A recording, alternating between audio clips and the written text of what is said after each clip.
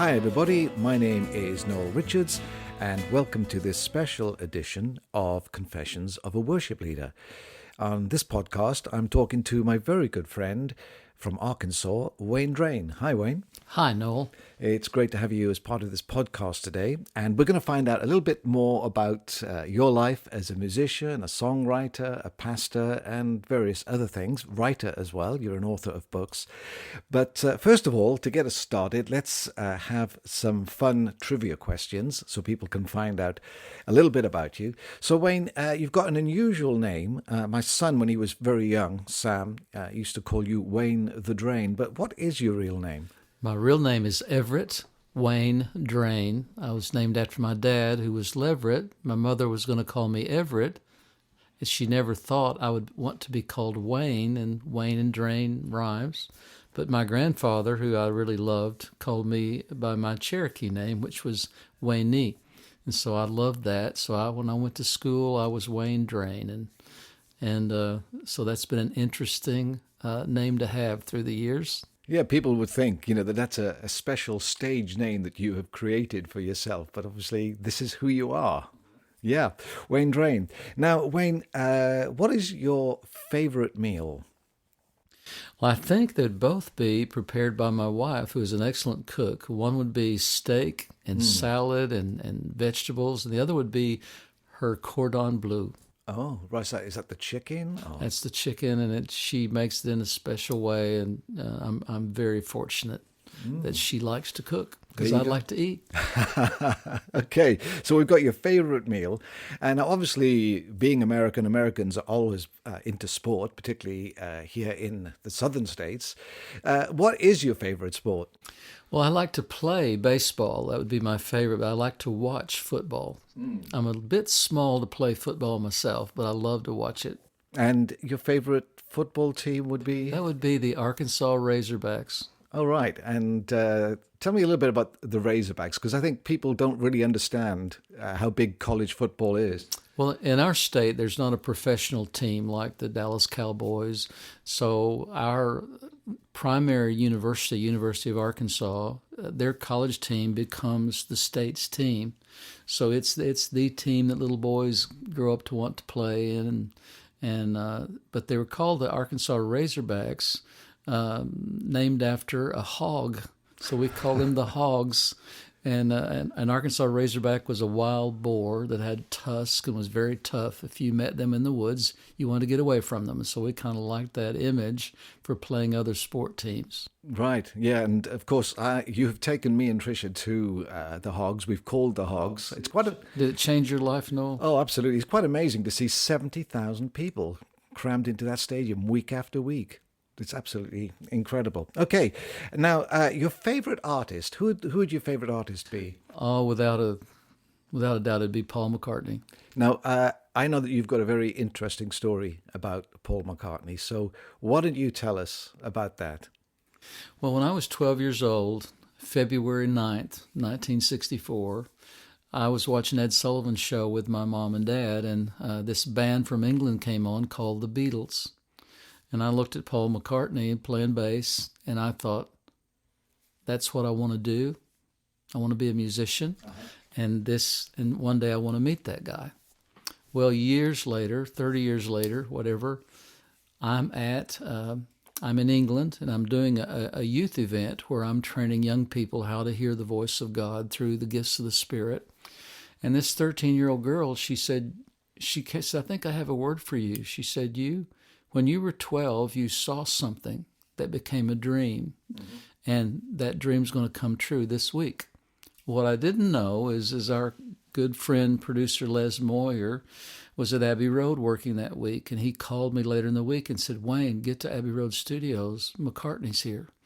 So I went down to Abbey Road Studios, waited all day, about to leave when he came out of the studio right at 4:30. And I met him on a landing and got to meet Paul McCartney. And I realized at that moment, when I was 12, he's what I had seen on the Ed Sullivan show that made me want to be a musician. And that little girl had a prophetic word that very week, a dream would come true. That's incredible. So You have met Paul McCartney, I have. which is quite incredible, in the legendary Abbey Road Studios. And did you talk to Paul? Well, it's one of my most embarrassing moments, to be honest. I mean, I'm with my worship leader friend, Paul Balash, and we're waiting in the little restaurant at the top of Abbey Road Studios, and we wait all day, and McCartney's in the studio, but I've got to leave to be somewhere that night. So I told Paul Balash, I said, well, if he comes up here, get an autograph for me. So I go down the steps, and I hit the landing to where the steps turn again, and just as I hit the landing, McCartney hit the landing.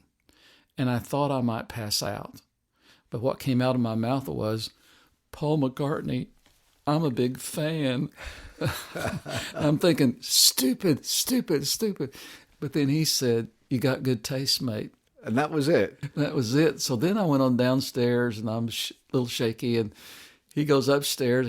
I hear Paul Balash say, Paul McCartney, I'm a big fan. He said, can I have my picture with you? And McCartney said, yeah, and get that nice bloke I met on the landing. And so he called down the stairs.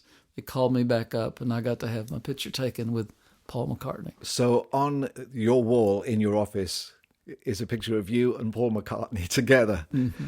But what most people may not know is that I had sliced out Paul Balash's side of the picture. Right.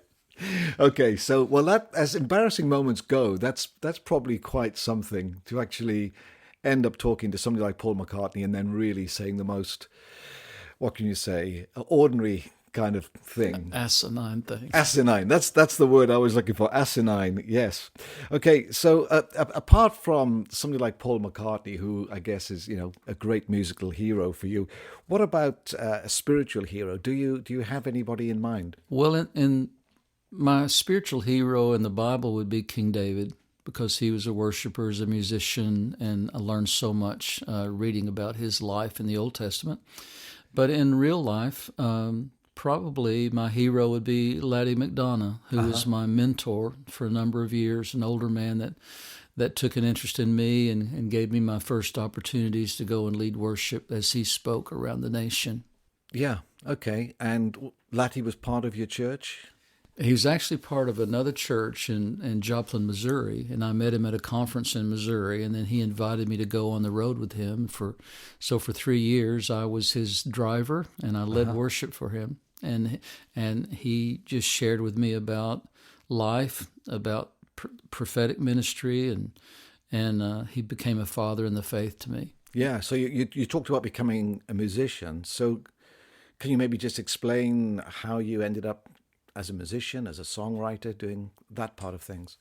Well, in those days, you had to be a musician if you were American and you'd seen the Beatles on the Ed Sullivan Show. It was a requirement. But anyway, I started a band. It was called Stingrays, and I literally knew 3 chords, but I didn't know the truth yet.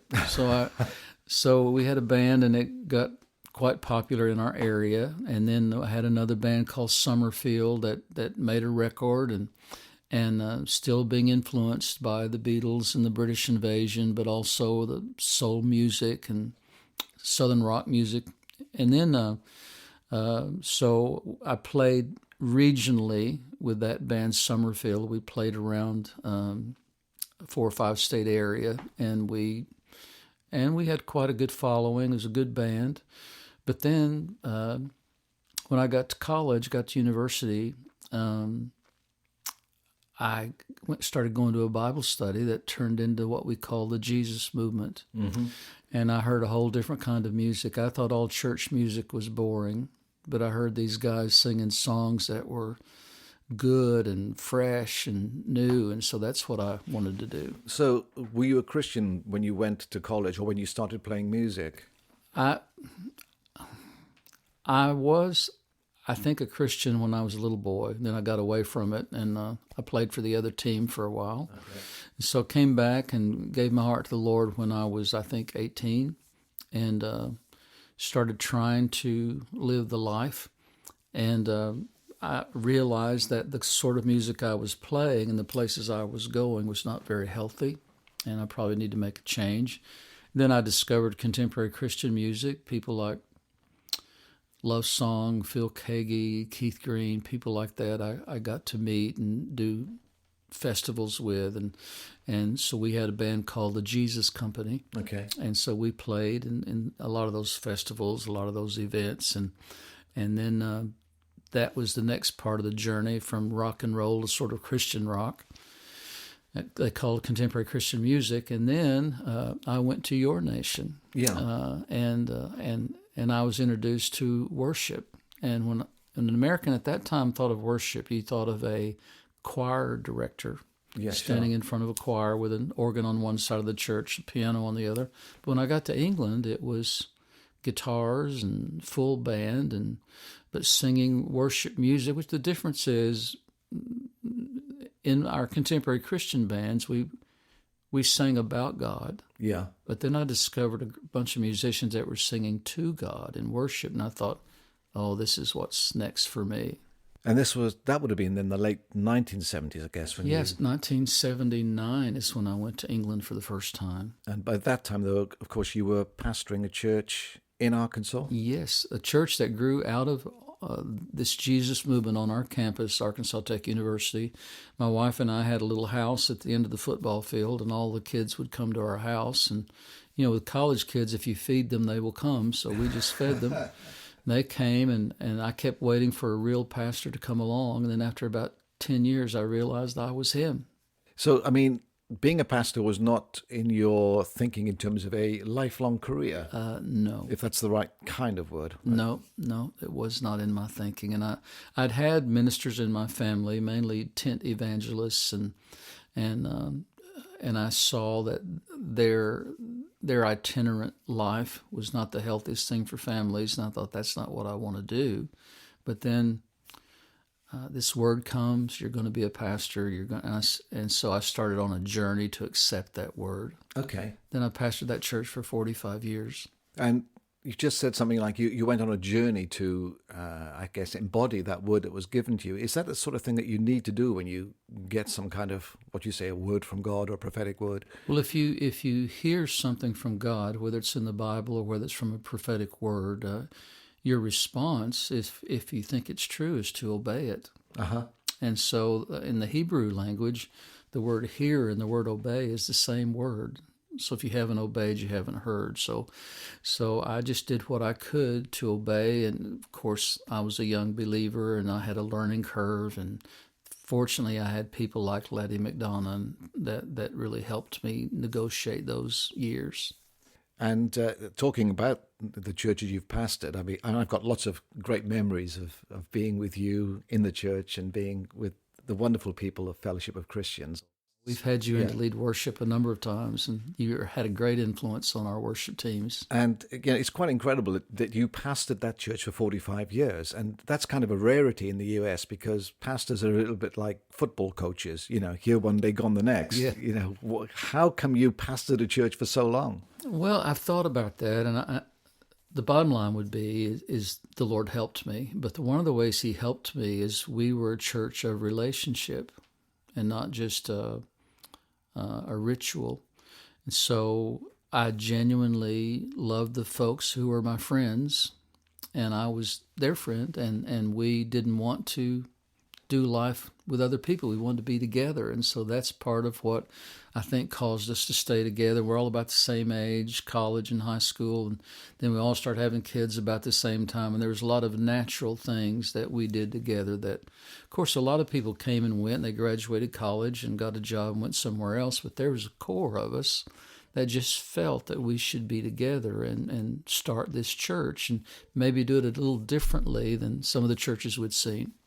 Yeah, and of course, you combined this role of being a lead pastor with being a musician, being a songwriter, and obviously you've written some key worship songs over the years, which people really enjoy. Things like "Dancing with the Father," which you played at Wembley Stadium in front of 43,000 people in 1997, the champion of the world, and also a song called "Showers of Blessing," yes, which has been used in so many places. It's a real party song. How did you get into writing worship songs? Well, when I was writing non-Christian songs. It was usually about girls or whatever I was interested in. Well, I became a Christian. I was interested in God, and so the things that I would learn, I would feel inspired to write about those things. So, say the song "Showers of Blessing." I was in Australia with some friends on a tour, and we were had done a sound check. We were back, and it was kind of a difficult situation that night. And I just thought, we need to get up here a little bit. So I just read Deuteronomy 28 about if you obey the Lord, there'll be showers of blessing. So I just start playing these chords and start singing out of the Bible, showers of blessing. And that little song that I thought was really just a naff song, throwaway song, just became really popular. And people used it in weddings, and they used it in church worship services and marching out in the streets, all kinds of things. Yeah, it's amazing how a song has legs, even when you don't think it's that good. You know, it's like, this is a throwaway song, and obviously that's gone to so many places. Of course, your music took you to New Zealand to work with a couple called Dave and Dale Garrett and Scripture in Song. Yes, in fact, you were there when I first met them in New Zealand. We were at an Easter conference, I think, some sort of conference, and they liked one of the songs I was singing at the conference called "My Feet Break Forth in Dance," and Dave Garrett wanted to record it, so he wanted to hear more of my songs. So I showed them to him, and I became a songwriter for Scripture and Song that was associated with Maranatha music in America. And so wrote a number of songs with them, and they put a number of my songs on their albums. And I traveled with them to Malaysia and Europe and around Australia, New Zealand, Hawaii, and we had a great run for about 10 years, and still we're really good friends to this day. Yeah, well, I mean, that's amazing how these doors open up. Imagine, that word that came to you all those years ago about going to the nations. Yes. So there you are, pastoring a church, writing song, going to the nations. And obviously, Wayne, you and I have traveled to so many places over the years together, which has been a real privilege. We've worked together, the two of us. We've written songs together. Trish, you and I, we've sat in this office here where we're talking many times and have written some songs together. And it's quite amazing, where those songs have gone over the years. And of course, we've worked with an Irish guy, Brian Houston, as the Hudson Taylors. I guess some people know of us as the Hudson Taylors. And we've played some amazing places together. We did. One of the cool things, one of the highlights for me is when we played Candlestick Park in California. It was the last place the Beatles played live, other than the rooftop concert, but it's the last stadium they played live. And I remember thinking, when we were walking out that day to about 30,000 people or whatever it was, I thought, gosh, the Beatles played here. How fortunate am I to be here on this, doing this at this point in time, and doing it maybe for different reasons. And I just felt very, very grateful. Now, one of the things that you are known for, particularly amongst many of my friends in the UK and other nations as well, is your little yellow pieces of paper. Everywhere you go, you have a yellow legal pad with you. And at meetings and concerts, you're often sitting there before it starts or while it's happening with a pen in hand, writing words down. Can you explain what you do? What are you writing on those pieces of paper? Well, a gift of prophecy is just an ability to hear something you think the Lord is saying and to communicate that. But New Testament prophecy, as opposed to Old Testament prophecy, is not about judgment, but it's about edification, exhortation, and comfort. So that's a different motivation, because Jesus brought us out of the law into grace. And so I started receiving these prophetic words, and then I started realizing that people were hearing things I wasn't saying. And I thought, what do I do here? And I read in 1 Thessalonians 5 that a prophetic word needs to be carefully examined or tested, and you hold on to the good and let go of maybe that's more human than person. So I thought, what do I do? And I was sitting there, and I had a yellow pad, and I really thought I heard inside my head, inside my spirit, write your words on this yellow pad and give them away, so there can be no confusion about what was said. And so that's why I started. And it wasn't my idea. I don't want to take the time to write them down, but I saw too many times I saw manipulation and control in the name of prophecy that bothered me. Yeah, because when somebody says, "Thus says the Lord," what do you do with that? Yeah, it's very difficult to argue with that. Right. There's no room for negotiation. Somebody once said, "Thus says the Lord, you sing too loud." Right. Well, you probably get the same, but we'll get a songwriter will send me a song to listen to see if I have any ideas, but they'll say, "The Lord gave me this song." Yeah. So I think, well, I'm not going to try to improve on the Lord giving you a song, and then I'm thinking inside, well, the Lord must have had an off day about that. You know what I mean? So it's not helpful always to say, and I would rather give a prophetic word that people have the option of receiving or not receiving based on them hearing, and not just me putting a bunch of God words in to make it more difficult. And sometimes I guess you get an encouraging outcome for a prophetic word that you've given. You were telling me about somebody that you spoke to recently. Yeah, I was just at a conference last weekend, and this guy came up. He's about 30 years old, and he said, "You couldn't remember me, but when I was 10 years old, the Hudson Taylors came to Texarkana, Texas, and I was a little 10-year-old boy, and you took me aside and said, I think I have a word for you that you're gonna speak to your generation. You're going to speak maybe to churches. You're going to speak to different nations." But I kept using the word "speak." And he said, what I didn't know is that he could not speak at all until he was 6 years old. Then he had difficulty speaking, and people told him, "You will never speak in front of crowds. You'll be lucky to speak in a conversation." Well, he took that word, and his mom and dad framed it for me, put it in his room. He looked at it every day. And the long and short of the story is he went to Christ for the Nations and got a degree. He became a youth pastor, which he's been for 10 years. He's been speaking in groups. He's spoken in Africa and in India. And he's telling me all these stories. And then the last thing he said was, "That little word that you probably don't even remember changed the direction of my life." And I thought, this is why I do this.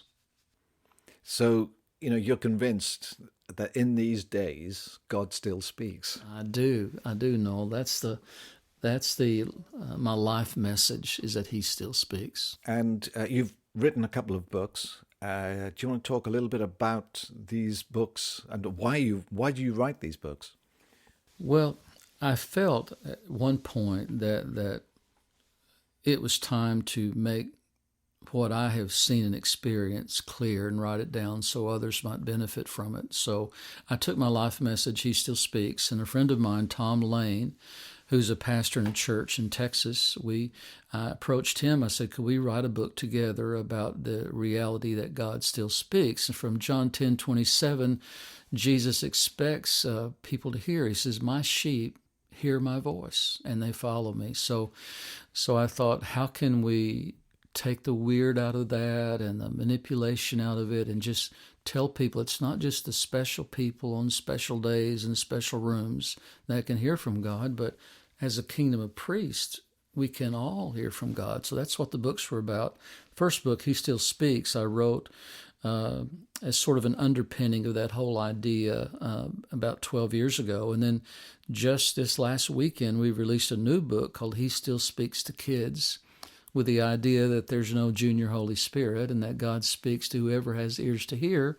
And I think kids you can create environments that kids can learn to hear the Lord, just like adults do. So we put our combined 80 years of experience of pastoring churches into things that we think would be helpful to parents and youth pastors, anyone that works with youth, that they can help their kids learn to hear the Lord, come to salvation, realize it's not weird. It should be a normal part of a believer's life. Yeah, right. And if people want to get hold of these books, where can they get them? They can go to waynedrain.com, or they can go to Amazon. They can go to Gateway Publishing, and They can order. I think probably Amazon would be more for nations beyond the United States. Here in the States, probably be WayneDrain.com. Okay, that's fine. Just to bring our little conversation to a close, I mean, lots of amazing stories over the years that have gone past for you. But what do you see for the future? What are you doing right now? Because obviously you're still making music, still visiting churches. The next period, any ideas what might come? Well, I think the issue right now on the earth, one of the main issues is identity. There's a lot of identity confusion. There's a lot of people wandering around without much direction. And I think it's time for believers in Jesus to realize that they're meant to be salt and light. They're not meant to be up in ivory towers somewhere, but we need to be out right alongside other people, being a people of God, a people of His presence. Hopefully that we live in a way that gives salt that preserves, or light that illuminates. And so I hope, as the world seems to be getting darker, that maybe we can shed some light on the light of the world, which is Jesus Christ, and without doing it in a religious way. But I really think it's time for Christians not to be overbearing or arrogant, but to humbly come out of the corners and just get into society. And everybody has a pulpit. You don't have to be a preacher, but you have a pulpit somewhere of influence. And so I think it's time for believers to just sort of stand up and be counted, not in an arrogant way, but in a way of a servant's heart, trying to obey the command to love God and love people. Yeah. Well, Wayne, thanks. It's been great to talk to you. And I guess if people want to get in touch with you personally, they can do so through your website? Yeah, WayneDrain.com. And I will get those messages and be happy to respond. Fantastic. Well, thanks everybody for listening to our conversation today. Thanks for listening to Our Confession. Thank you, Noel.